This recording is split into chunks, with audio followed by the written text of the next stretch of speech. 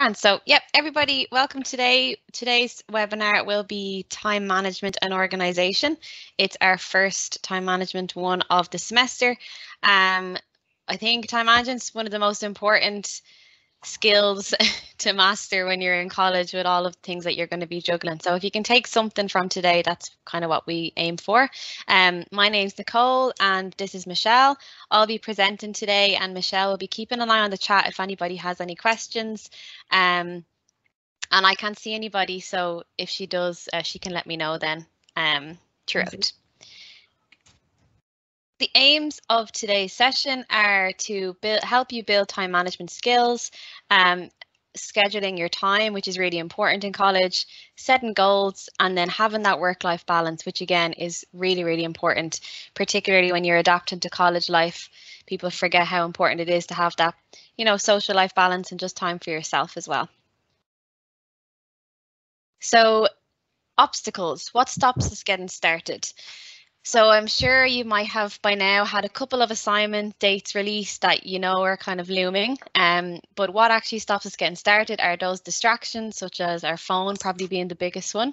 Not knowing where to start. So if you're stuck or you're unsure of the assignment, feeling overwhelmed, not knowing what you have to do, and then perfectionism. So that feeling of you have to keep redoing something until you get it perfect. So the avoidance of the task can create short-term feelings of relief, but then in the long term, it just increases that feeling of anxiety and overwhelm about the task, overwhelming feeling about the task.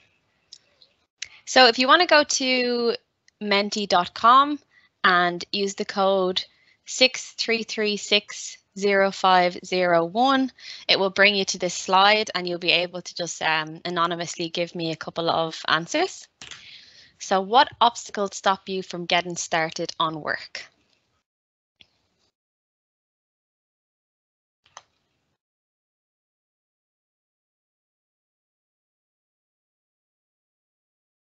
So if you want to use your phone and go to menti.com and then use the code 63360501.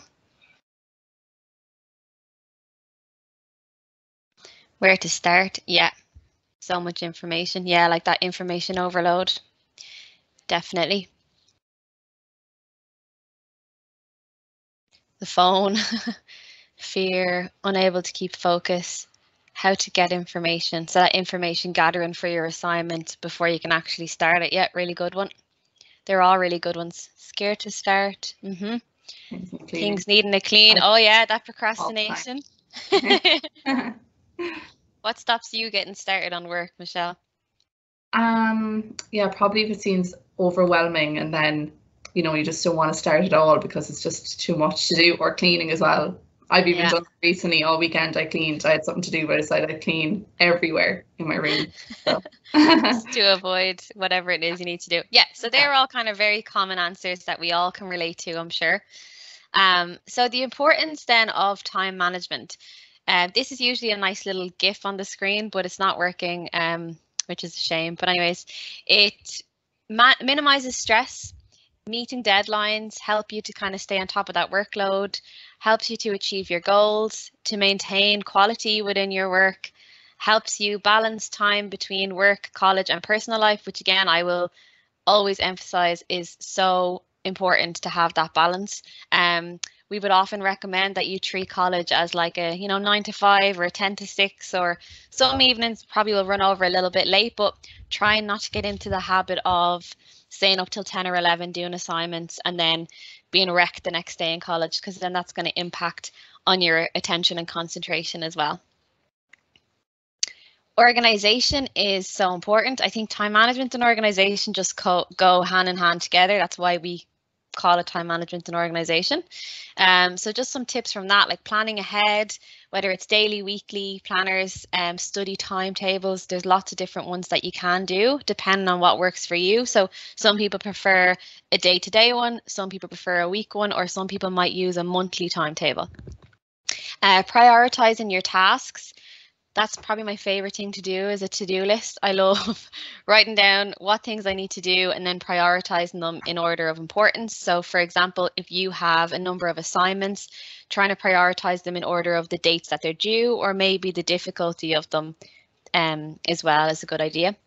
Delegate. So if it's the case that you can get some help from other people with your organization or with an assignment, if you're struggling, do reach out and ask for help.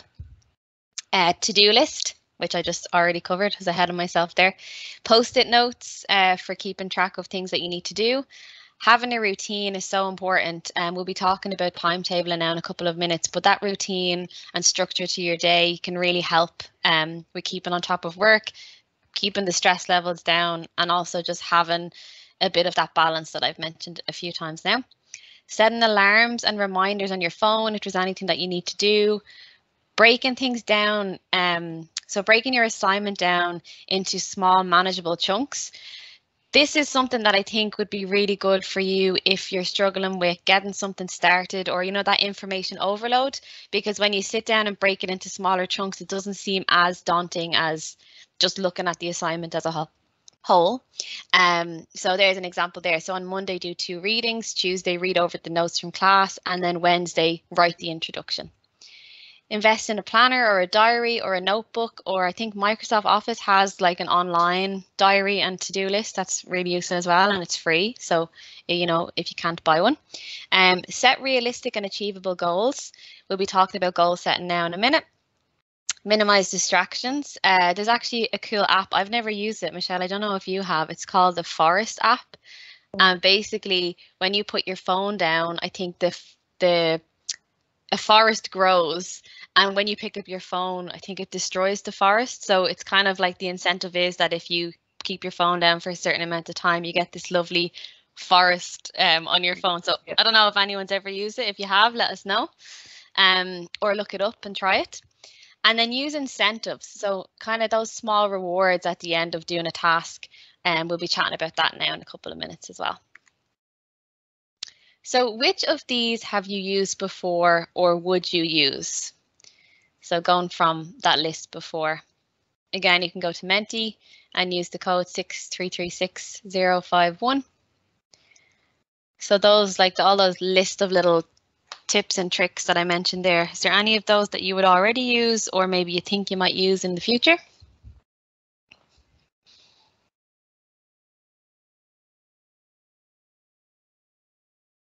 Yeah, lots of lists and post-its. Sometimes post-its are dangerous because you end up having so many of them on your desk. That's what happened to me. Rewards, really good. Small rewards, yeah. To-do list, yeah, my favorite.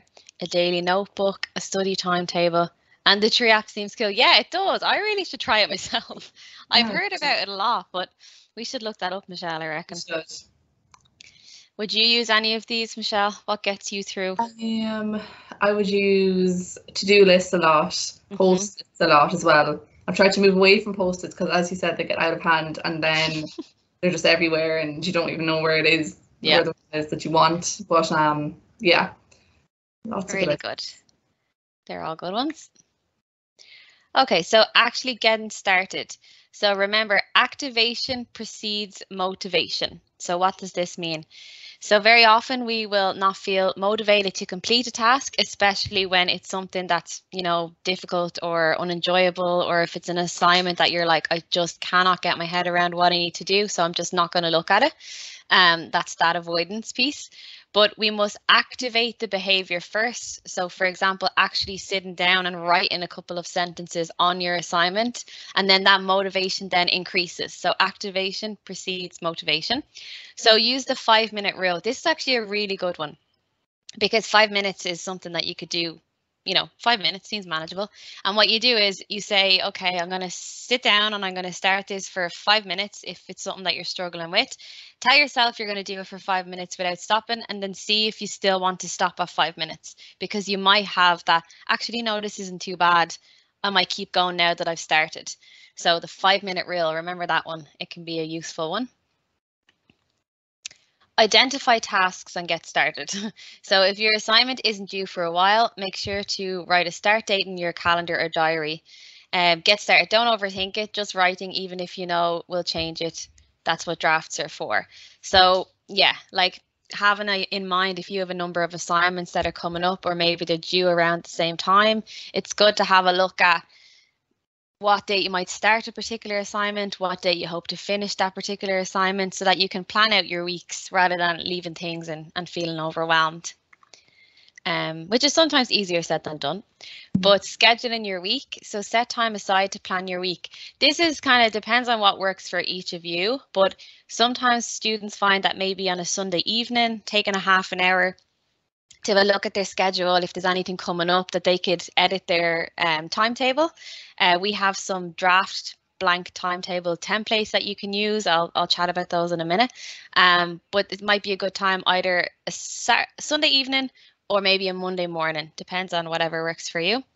Include flexi time. So flexi time is an hour in the day, usually around 6 or 7 o'clock. That's not dedicated to any particular subject or module, but that you use it as, okay, I fell behind earlier on, so I might catch up now in this hour, or maybe you could use it as assignment or reading time as well. It's important to stick to your timetable and being realistic with it. Like, what can you actually get done in a day? So think of that 9 to 5, 10 to 6 kind of way for college.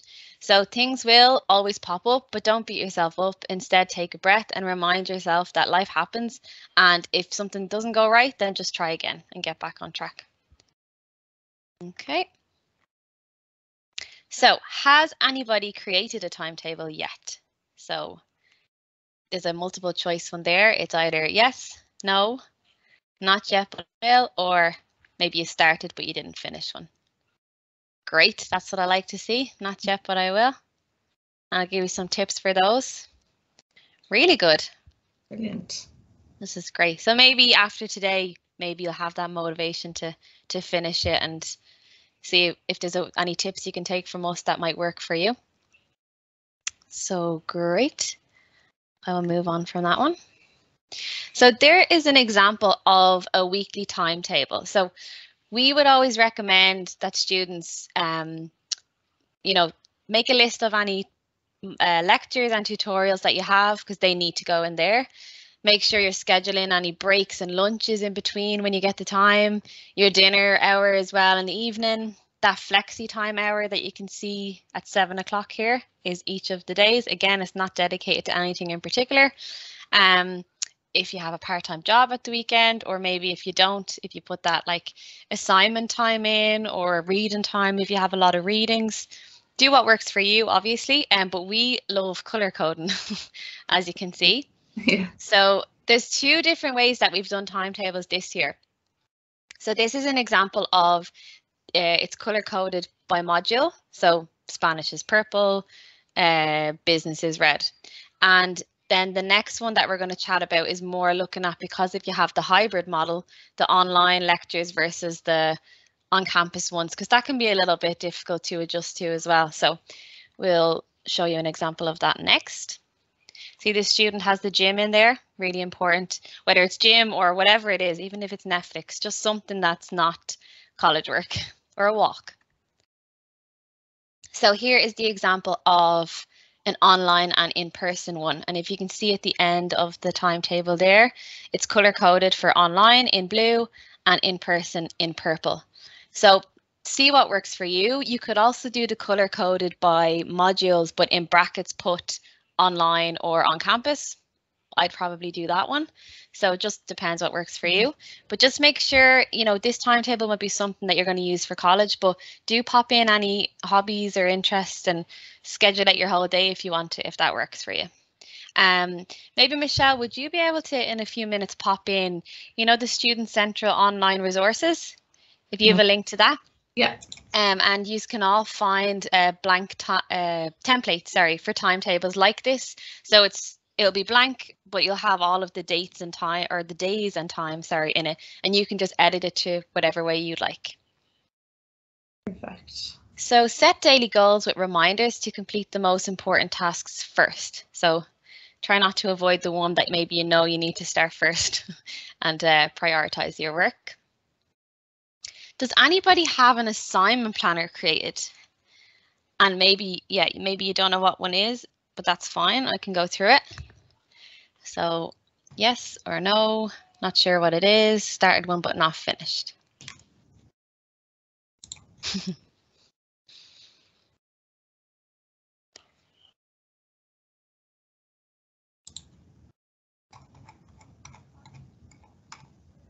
Great.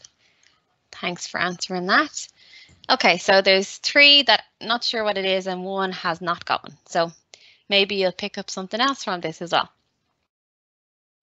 So this is an example of a very short snippet of an assignment planner, because obviously you're going to have more than one assignment per module. But just so that you know, it's like an assignment tracker. So you see what continuous assessments you have due. I would really recommend all students do this. Again, I think we have a blank template of this up on our website. If you don't, feel free to email us to get one, but I think there should be one there. I just can't. Yeah, there is. Perfect. So what you do is you'd go through and you put your module. Like if you could set aside maybe a half an hour or an hour to have a look at this, it will really help you down the line for the rest of the semester. You would put your module, you'd put maybe different rows for whatever continuous assessments it is, the date that it's due, if you've completed it, and then if it's an exam, maybe instead of a continuous assessment, you could put that in as well.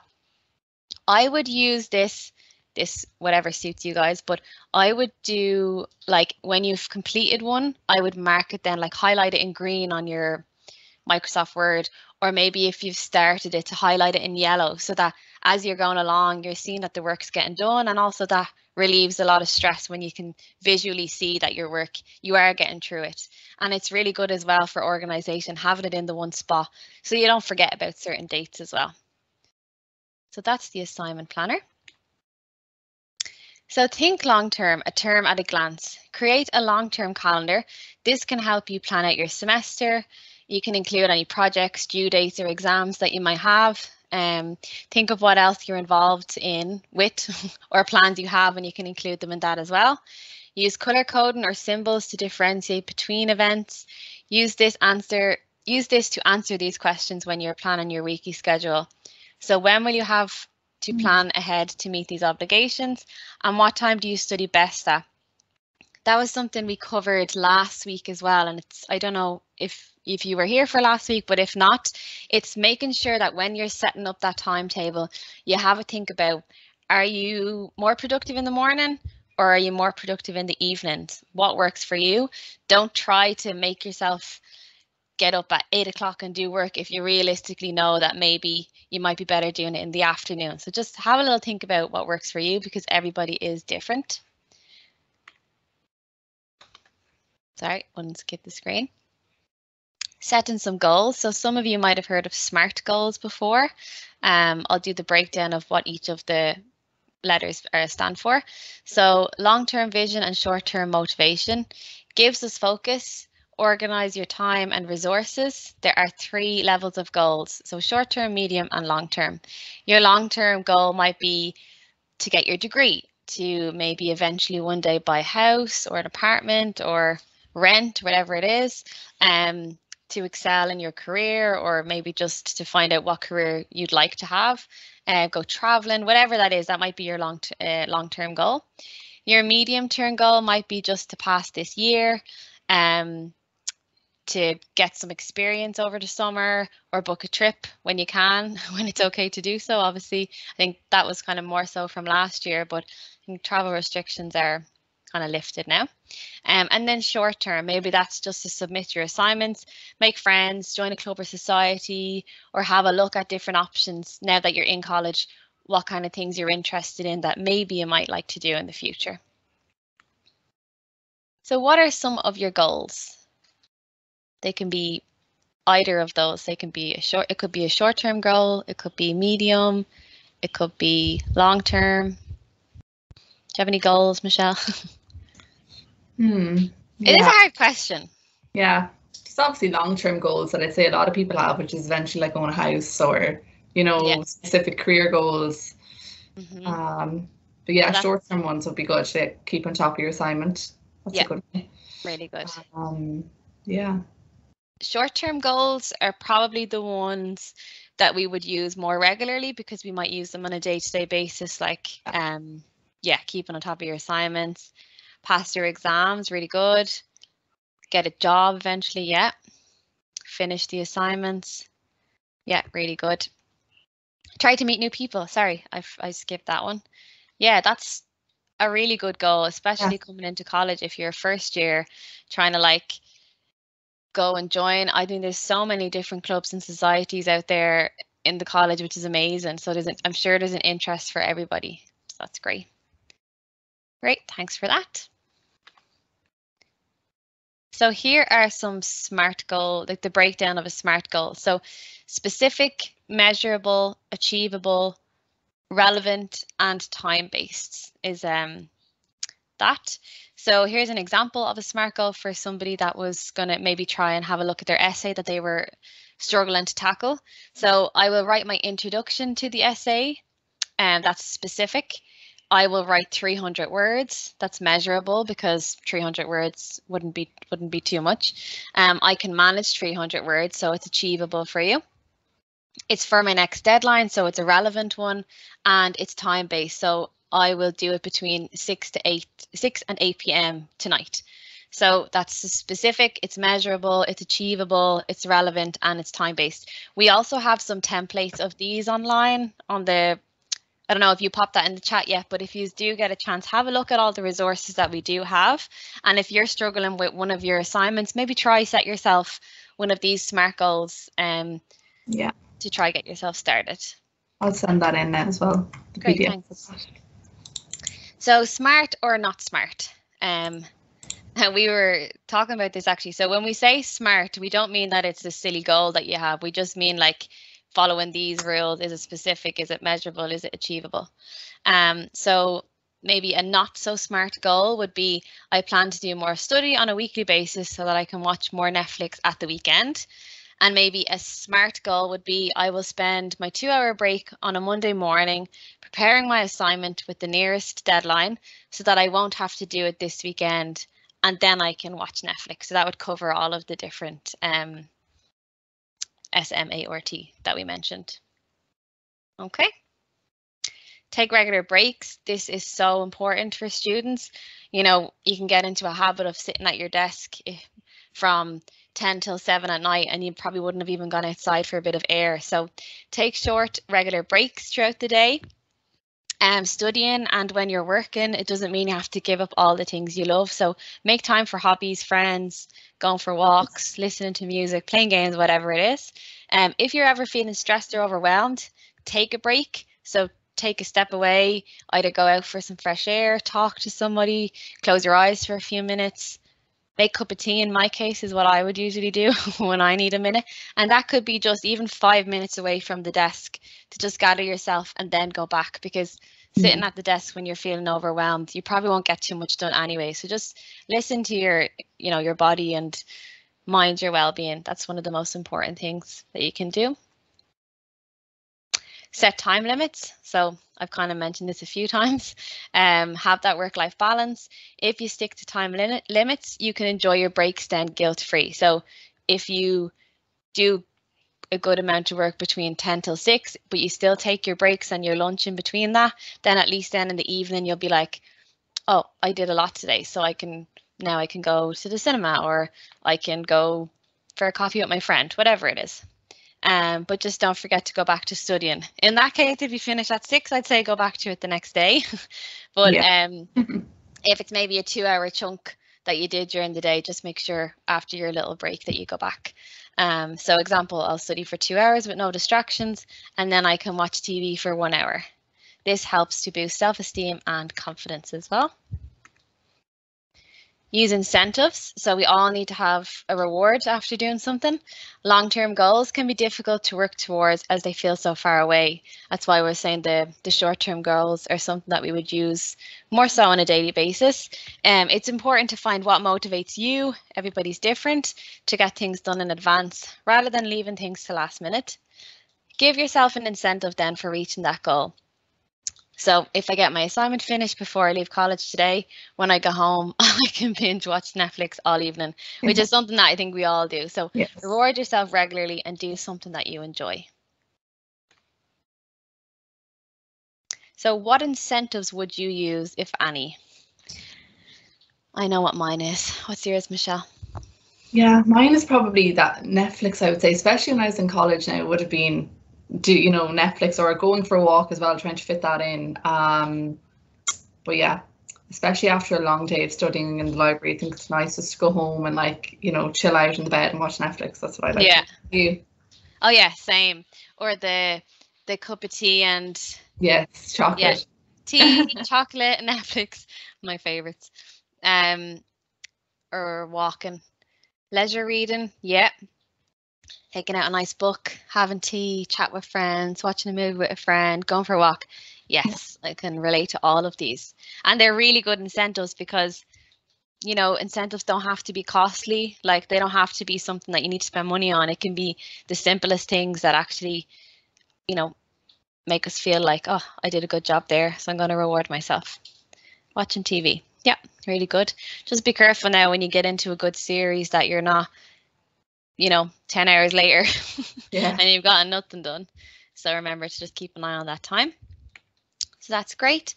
So get the hard stuff done first. So it's really tempted to start the easier jobs and get distracted by the jobs that are not as important. So instead, identify the most challenging aspects of your assignment and start with them. So if there's some assignment now that you're really, really struggling with, but it's coming up soon, just try sit down, break it down, use the SMART goals or use the 5-minute rule, whatever it is, just to get yourself kind of in the mindset to get it started and then see how you're getting on. There are supports though, if you really are struggling, do reach out to your lecturers and just ask a question if you have it or let them know if you're struggling. The longer you put something off, the more difficult it is to face. So this way it makes it easier after it seems easier and takes a shorter amount of time. So just some last tips. If you're busy but you're being hounded to come out or, which social life is really important, but just not feeling pressured and just tell people if you're busy or rearrange for another day. Batch cook some meals and prepare snacks at the start of the week so that you're not getting distracted making fancy snacks when you're trying to study or do an assignment. Get active in the study process. So make a study group with some friends in your class if that's something that helps you. Don't overthink it. Try not to overthink it and just get started. Action builds momentum. So doing anything is much better than doing nothing. So remember that 5-minute rule. Be realistic in what you set out to achieve and make a commitment. So make deadlines and then try your best to stick with them. But if it doesn't work out, it doesn't matter. Just try again and set yourself a new deadline. Are there any other tips that anybody would add that I didn't mention? Because I'm sure there are some. And I'd be happy to hear them from you if there is.